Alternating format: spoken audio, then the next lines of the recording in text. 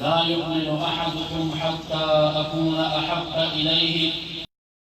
मिन वालिदिही अल हदीस औ कमा क़ाल सलातु वस्सलाम मौलाय सल्लि व सल्लिम दाइमन अबदा मौलाय सल्लि व सल्लिम दाइमन अबदा अला हबीबिका खैरिल खल्क़ि कुल्लिहिम हुवल हबीबुल लज़ी तुरजा शफ़ाअतुहु लिकुल्लि हौलिन मिनल अहवाली मुक़तहिम। हर इब्तिदा से पहले हर इंतहा के बाद, हर इब्तिदा से पहले हर इंतहा के बाद ज़ाते नबी बुलंद है ज़ाते खुदा के बाद, और दुनिया में इहतराम के काबिल है जितने लोग, दुनिया में इहतराम के काबिल है जितने लोग, मैं सबको मानता हूँ मगर मुस्तफा के बाद। सुभान अल्लाह। और दाना चित जाना गाना पगुल खस्तकीगी,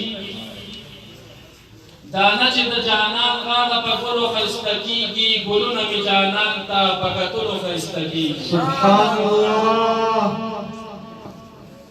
और बिलाल हबशी खल्क़े सय्यदना बूली, बिलाल हबशी खल्क़े सय्यदना बूली, हर दौर पदर खावरू रगली दल खस्तकीगी। और दाना ची मदीना जने अव्वल मदीना वा, दाना ची मदीना जने अव्वल मदीना वा यस्रिब ना मदीना शवास्ता तदल खस्तकीगी। और समादु सलाम फजान मंजूर करे हबीबा, समादु सलाम फजान मंजूर करे हबीबा, दुरुना सलामुना फलस्तुल खस्तकीगी। तो सुभान अल्लाह। दुरूद शरीफ अल्लाहुम्मा सल्लि अला सय्यिदिना मौलाना मुहम्मदिन अला रसूलिल्लाह सल्लल्लाहु अलैहि वसल्लम।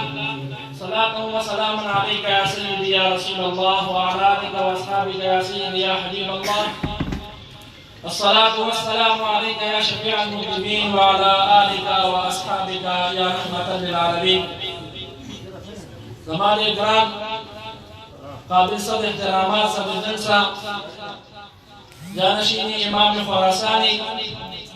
पीरी तरीक़त रहबर व रहनुमाई शरीअत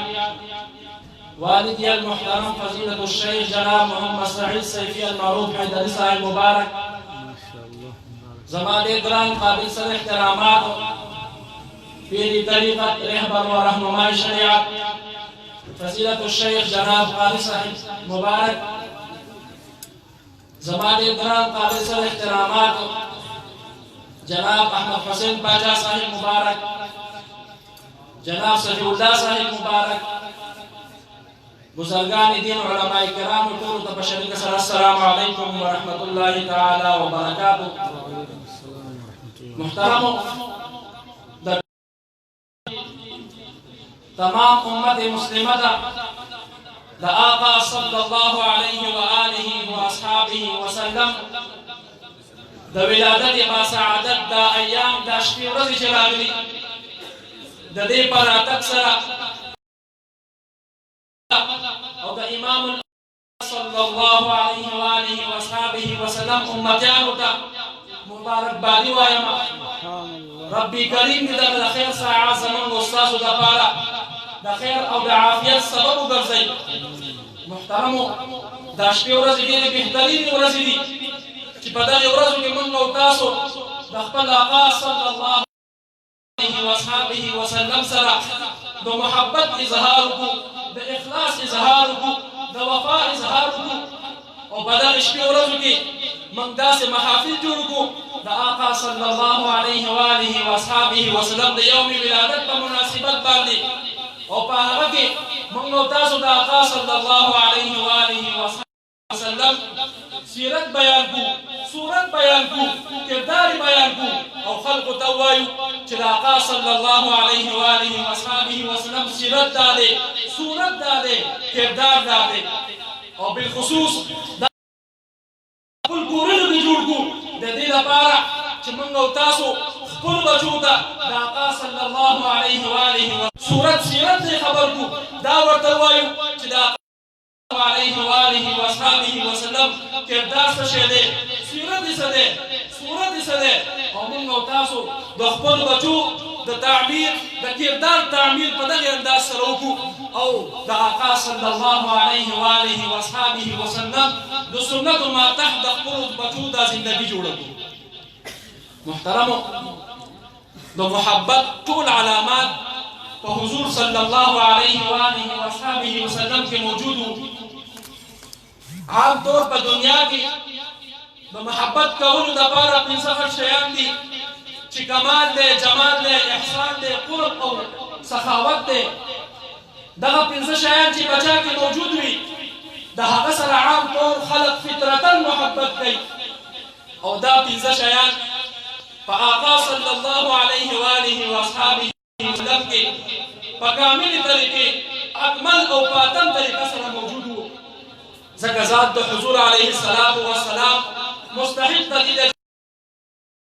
دی محبت وکړي محترمو دغه پنځوش اسباب ثلاثه تفصیل درته بیانوم په دنیا کې د محبت کولو اول سبب هغه کمال دی په دغه دنیا کې چې یو څوک په یو فن کې مهارت حاصل دي خلق دغه کمال دغه مهارت په وجه د سره محبت کوي اگر که خلق دې لیدل هم نوي او ذات د حضور علیه السلام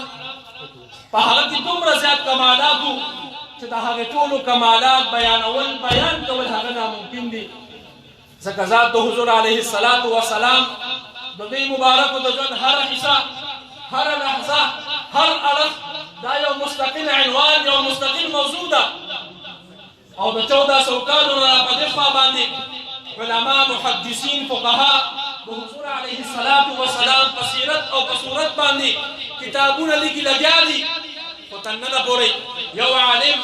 یو فقيه یو محدث هم دا ونه ویل چې ګویا ګنې ما د آقا صلی الله علیه و آله و اصحابه وسلم د سیرت حق ادا کو نه یو عالم داسې ویل چې ګنې ما د آقا صلی الله علیه و آله و اصحابه وسلم ټول صفات و کمالات بیان کړ بلکې هر یو په دې ویلو باندې مجبور دي چې لا يمكن الثناء كما كان حقه بعد اصطدام زر توي قصه مختصر بعض علماء د آقا صلی الله علیه و آله و اصحابه وسلم د کمالات د صفاتونو د اوصاف د ذکر کولو نه بعد د په دې الفاظ باندې کوي چې ما ان مدحت محمدا بمقالتي ولكن مدحت مقالتي بمحمد محترم حضور عليه الصلاة والسلام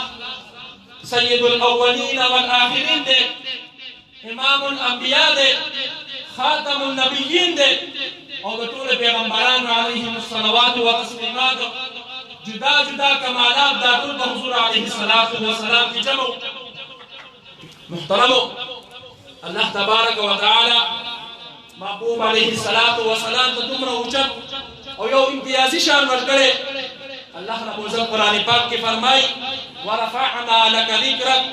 اے محبوب علیه الصلاة والسلام ستا دپاره ستا ذکر اوچت کو ستا دپاره ستا عظمت ستا شان ستا ذکر اوچت کو یعنی په ټول اسلامي شعائرو کې چې په کوم ځای کې د الله تبارک و تعالی نوم ذکر کیږي په هغه کې ورسره د حضور علیه الصلاة والسلام نوم هم ذکر کیږي که هغه اذان وي او که اقامت د اشهد ان لا اله الا الله سره د اشهد ان محمد رسول الله هم ویلی شي که هغه تشهد وي که هغه خطبه وي او که نور ځایان وي په دغه ټولو ځایانو کې چې چېرته هم د آقا صلی الله علیه چې چېرته هم د الله تبارک و تعالی نوم ذکر کیږي وسره د حضور علیه الصلاة والسلام هم نوم ذکر کیږي محترم حدیث قدسی دی الله تبارک و تعالی فرمای اذا ذکرت ذکرت معي اے محبوب علیه الصلاة والسلام چې کوم ځای کې زما تذکره کیږي زما نوم اغستلی کیږي ذکرت معیه زما د نوم سره به متصل زما د نوم سره به سره ستا نوم اغستلی کیږي. سبحان الله. محترمو مفسرین لیکي چې د سورة ضحا نه ونیسه تر آخر د قرآن پورې دا 22 سورتونه جوړیږي. په دغې سورتونو کې اکثر د حضور علیه الصلاة والسلام شان د حضور علیه الصلاة والسلام فضائل او هغه مخصوص صفات ټول بیان کړی شوي دي. محترمو الله تبارک وتعالی چې په قرآن کریم کې کوم انبیاء علیهم الصلوات والتسلیمات ته خطاب کړی هغه په نومونو یاد کړي دي چې یا یحیی یا موسی یا عیسی یا ابراهیم. لیکن الله تبارک وتعالی حضور علیه الصلاة والسلام ته چې خطاب کړی دی حضور علیه الصلاة والسلام په نبوت او په رسالت یاد کړی دی چې یا ایها النبی یا ایها المزمل یا ایها الرسول یا ایها المدثر. بل په قرآن کریم کې الله تبارک وتعالی د چا په عمر باندې قسم نه دی خوړلی لیکن الله رب العزت د محبوب علیه الصلاة والسلام په عمر باندې قسم خوړلی چې لعمرک انهم لفی سکرتهم یعمهون. محترمو همدارنګې قرآن کریم کې الله تبارک وتعالی د محبوب علیه الصلاة والسلام په ښار باندې چې په کوم ښار کې حضور علیه الصلاة والسلام پیدا شوی دی دغه دنیا ته تشریف راوړی دی په هغه ښار باندې الله رب العزت قسم خوړلی چې لا اقسم بهذا البلد وانت حل بهذا البلد. سبحان الله. محترمو خلاصه دا چې حضور علیه الصلاة والسلام جامع د کمالات او د فضایلو حضور علیه الصلاة والسلام نه چې الله تبارک وتعالی کوم فضایل ورکړي کومه مرتبه او کوم شان چې الله رب العزت ورکړی دی دغه شان الله رب العزت بل هیچ چاته هم نه دی ورکړی. محترمو که یو طرف ته الله رب العزت د حضرت موسی علیه الصلاة والسلام سره په کوه طور باندې خبرې کړې دي بل طرف ته الله رب العزت د محبوب علیه الصلاة والسلام سره په سدرة المنتهى باندې خبرې کړې دي چې فاوحى الى عبده ما اوحى. یو طرف ته حضرت موسی علیه الصلاة والسلام خپله امسا باندې کاڼې وهل د هغه نه به د اوبو چینه جاري کېدله بل طرف ته به د محبوب علیه الصلاة والسلام د ګوتو مبارکونه په معتدي په طور باندې د دغې ګوتو مبارکونه د اوبو چینې جاري کېدلې. محترمو یو طرف ته د حضرت موسی علیه الصلاة والسلام په زړه کې د الله رب العزت د لیدو خواهش پیدا شو او دا یې ویل چې الله ما د خپل دیدار راکړه. جواب ورته الله رب العزت وفرمایل چې لن تراني. بل طرف ته حضور علیه الصلاة والسلام د الله رب العزت د هم کلامۍ سره سره الله رب العزت ورته خپل دیدار هم نصیب کړی. حضرت عبدالله ابن عباس رضی الله تعالی عنهما فرمایي رأى محمد صلى الله عليه وآله وأصحابه وسلم ربه عز وجل مرتين مرة ببصره ومرة بفؤاده. يا مبارک فرمایي حضور علیه الصلاة والسلام خپل رب وصل لیدلی دی یو ځلې د سترګو باندې لیدلی او بل ځل حضور علیه الصلاة والسلام په خپل زړه سره لیدلی دی. سبحان الله. محترمو که یو طرف ته حضرت ابراهیم علیه الصلاة والسلام ته الله رب العزت مقام ابراهیم ورکړی چې واتخذوا من مقام ابراهیم مصلی. بل طرف ته الله تبارک وتعالی محبوب علیه الصلاة والسلام ته مقام محمود ورکړی چې عسى ان يبعثك ربك مقاما محمودا. یو طرف ته الله تبارک وتعالی د حضرت ابراهیم علیه الصلاة والسلام نه اور ګل ګلزار کو بل طرف ته الله رب العزت د محبوب علیه الصلاة والسلام په صحابو کې په امتیانو کې داسې خلق پیدا کړ چې اور هغه خلق نشي سوځولی د محبوب علیه الصلاة والسلام په امتیانو باندې دغه اور طاقت نه لري چې هغه وسوځوي. محترمو که یو طرف ته حضرت عیسی علیه الصلاة والسلام محافظ روح القدس بل طرف ته د محبوب علیه الصلاة والسلام محافظ په خپله الله رب العزت قرآن پاک کی فرمائی والله یعصمک من الناس. اے محبوب علیه الصلاة والسلام الله رب العزت فرمائی چې زه ستا حفاظت کوم د خلقو د شر نه او د ضرر نه زه ستا حفاظت کوم. محترمو دا هغه ټول کمالات دي چې الله تبارک وتعالى محبوب علیه الصلاة والسلام ته ورکړي یعنی حضور علیه الصلاة والسلام جامع د کمالاتو دی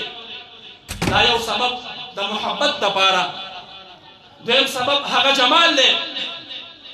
چې د حسن او د ښایست په وجه باندې عام طور خلق په دغه دنیا کې فطرتا د یو بل سره محبت کوي او الله تبارک وتعالى محبوب علیه الصلاة والسلام ته دومره حسن دومره ښایستوالی ورکړی که د احادیثو مبارکو مطالعه وکړی شي چې کوم د حسن صفات او اوصاف بیان کړی شوي دي او بالخصوص امام ترمذي رحمه الله چې په کوم انداز سره بیان کړي امام ترمذي رحمه الله فرمایي چې حضور علیه الصلاة والسلام چهره اقدس دا د سپوږمۍ نه ډېر زیاته حسینه وه د مبارک روایت را نقل کوي د حضرت جابر ابن سمره رضی الله تعالی عنه نه دا صحابي فرمایي یو ځلې د څوارلسمې دا سپوږمۍ ډېره روښانه وه ښه په ښایست کې وه او حضور علیه الصلاة والسلام د سرو کرښو والا لباس اچولی او کپړې اچولې وې دا صحابي فرمایي چې ما ځان سره دا خبره وکړه دا مې سوچ وکړو او دا اندازه مې اخیستله چې د حضور علیه الصلاة والسلام چهره ډېره زیاته ښکلې ده او که دغه سپوږمۍ ډېره زیاته ښکلې ده صحابي فرمایي کله به ما د حضور علیه الصلاة والسلام چهرې ته کتل کله به مې دغه سپوږمۍ مخ ته کتل صحابي فرمایي چې زه دغې نتیجې ته ورسېدم چې فاذا هو عندي احسن من القمر وذات د حضور علیه الصلاة والسلام دا چهره د حضور علیه الصلاة والسلام دا ډېره زیاته حسینه وه د سپوږمۍ نه هغه یو شاعر فرمایي اے محبوبه ستا د حسن تشبیه ورکړمه د چا سره اے محبوبه ستا د حسن تشبیه ورکړمه د چا سره د ګل سره ازغلي او د سپوږمۍ په مخ داغونه دي محترمو همدارنګې حضرت ابو هريره رضی الله تعالی عنه فرمایي ما رأيت شيئا احسن من رسول الله صلى الله عليه وآله وصحبه وسلم دی فرمایي چې ما داسې یو څیز نه دی لیدلی چې هغه د حضور علیه الصلاة والسلام نه ډېر زیات حسین وي او بیا فرمایي چې د حضور علیه الصلاة والسلام دا چهره مبارکه وه داسې برقېده کأن الشمس تجري في وجهه وایي ګویا چې د حضور علیه الصلاة والسلام په چهره اقدس کې دا نور پرتېږي محترمو دا حسن او جمال د حضور علیه الصلاة والسلام همدارنګې د حضور علیه الصلاة والسلام حسن حضرت حسان بن ثابت رضی الله تعالی عنہ بیان کړي په هغه وخت چې کله کفار مشرکین کفار مکه د حضور علیه الصلاة والسلام حج د شعر په انداز کې کړی وه او په مسجد النبوي کې د حضور علیه الصلاة والسلام تر سامنے حضرت حسان بن ثابت رضی الله تعالی عنہ د حضور علیه الصلاة والسلام د حسن متعلق فرمایي چې واحسن منك لم تر قط عیني ویا محبوب علیه الصلاة والسلام ستا نه ډېر زیات حسین تر اوسه پورې زما سترګو نه دی لیدلی واجمل منك لم تلد النساء د تا نه ډېر زیات ښایسته او ډېر زیات جمیل ډېر زیات حسین تر اوسه پورې مور نه دی زیږولی خلقت مبرأ من كل عیب ای محبوب علیه الصلاة والسلام تاسو د هر یو عیب نه پاک پیدا کړي شوي وئ کأنک قد خلقت کما تشاء وایي ګویا چې څرنګې تاسو دا خلقت خپل غوښتو همدغه رنګې تاسو پیدا شوي وئ همدارنګې محترمو د حضور علیه الصلاة والسلام د حسن متعلق حضرت عائشہ صدیقہ رضی اللہ تعالی عنہ فرمائی لنا شمس وللآفاق شمس وی زمن د پاره یو نور یعنی ذات حضور علیه الصلاة والسلام فرمائی وللآفاق شمس وی دغه اسمان دا کوم نور یادی وی یو نور هغه دی یو نور زما دی وشمسی خیر من شمس السماء وی زما نور دا د اسمان د نور نه ډېر بهتر دی او بیا فرمای چې وشمس الناس تطلع بعد الفجر ولا خلق د انور چې دی دا د سبا نه بعد راخیږي د سبا نه بعد روښانه کېږي وشمسي تطلع بعد العشاء او زمان ور یعنی ذات حضور علیه الصلاة والسلام یادی وی دا د عشاء نه بعد یعنی د ماښام نه بعد چې دی دا روښانه کېږي او پړه کېږي محترمو همدارنګې دا مبارکه فرمایي لواحي زليخا لو رأينا جبينه وی هغه ښځې چې هغه معلومات کوونکې د زلیخا وي وای کچرته هغوی د حضور علیه السلام دا حسن لیدلی وی وای لأثرن بقطع القلوب على اليد وای دی به د لاسونو په ځای باندې خپل دا زړونه شلولی وی دا حسن د حضور علیه السلام محترمو همدارنګې امام بوصیري رحمه الله د حضور علیه السلام د حسن متعلق فرمای منزه عن شریک فی محاسنه حضور علیه السلام متعلق فرمای چې د حضور علیه السلام حسن منزه عن شریک فی محاسنه حضور علیه السلام په حسن کې او په جمال کې وایي ثانی نه لري شریک نه لري او بیا فرمایي فجوهر الحسن غیر منقسم وایي دا جوهر د حسن دا حسن چې کوم د حضور علیه السلام دی وایي دا یو داسې جوهر دی چې غیر منقسم دا نه تقسیمېدونکی دی او همدارنګې د حضور علیه السلام د حسن متعلق د ښایستوالي متعلق شیخ سعدي رحمه الله فرمای چې بلغ العلا بکماله کشف الدجى بجماله حسنت جميع خصاله صلوا عليه وآله محترمو که هغه د کمال مرتبه ده که هغه د حسن وي که د احسان ده که د قرب ده او که د سخاوت ده په دغې ټولې کې الله تبارک وتعالی محبوب علیه السلام ته یو امتیازي یو جداګانه شان ورکړی چې دغه دویم سبب د محبت دپاره جمال دی چې لهذا د دغې سبب په وجه باندې ذات د حضور علیه السلام مستحق د دې دی چې د حضور علیه السلام سره محبت وکړی شي محترمو دا کوم محفل کې چې موږ او تاسو ناستو آیا دا داسې محفل دی په دغې محفل باندې الله رب العزت خوشحالیږي حضور علیه السلام پې خوشحالیږي روایت د مسلم شریف دی حضور علیه السلام په خپل حجره اقدس کې تشریف فرماو صحابه کرام رضوان الله تعالی علیهم اجمعین باهر د مسجد نبوي په صحن کې یو حلقه جوړه کړې ده حضور علیه السلام د خپل حجره اقدس نه بهر تشریف راوړي د صحابه کرام رضوان الله تعالی علیهم اجمعین د پوښتنه کوي چې ما اجلسکم اے صحابه کرام تاسو څه شي دپاره ناست وئ د څه وجې نه ناست وئ صحابه کرام عرض کوي یا رسول الله جلسنا نذكر الله ونحمده على ما هدانا لدينه ومننا علينا بك وی محبوب علیه السلام من د دې لپاره ناستو من د الله رب العزت ذکر کو د الله رب العزت حمد ادا کو د دې لپاره چې الله رب العزت من د دین هدایت کړي ومننا علينا بك او د دغه نعمت چې کوم الله رب العزت په من باندې کړي علیک استاسو بذات چې استاسو ذات الله رب العزت من ته را لېږلی دی من په دغه نعمت باندې د الله تبارک وتعالی شکریا ادا کوو حضور علیه السلام صحابانو ته پوښتنه وکړه چې آیا تاسو په دې باندې قسم خورئ چې تاسو د دې دپاره ناست وئ صحابه کرام رضوان الله تعالی علیهم اجمعین قسم وخوړو چې د الله رسوله من قسم خورو په دې باندې چې من د دې دپاره ناست وو د صحابه کرام رضوان الله تعالی علیهم اجمعین په چهره باندې هغه آثار چې حضور علیه السلام ولیده یو د حضور علیه السلام فرمایي اتانی جبرائیل فاخبرني وزه په حجره اقدس کې تشریف فرماوم ا جبرائیل تشریف راوړو او ما ته دا خبر راکړو چې ان الله یباهی بكم الملائکه و الله رب العزت په فرشتو باندې ناز کوي په فرشتو باندې فخر کوي چې وګورئ فرشتو چې کوم نعمت ما دغه بندگانو ته لېږلی دغه بندگان په دغه نعمت باندې زما حمد او زما شکریا ادا کوي محترمو ذات د حضور علیه السلام دا یو نعمت چې الله تبارک وتعالی موږ او تاسو ته رالیږلی دی په ده باندې خوشحالۍ په ده باندې خوشي مناوول په دې سره زموږ ستاسو ایمان او الله تبارک وتعالی پې موږ او تاسو ته اجرونه راکوي همدارنګې محترمو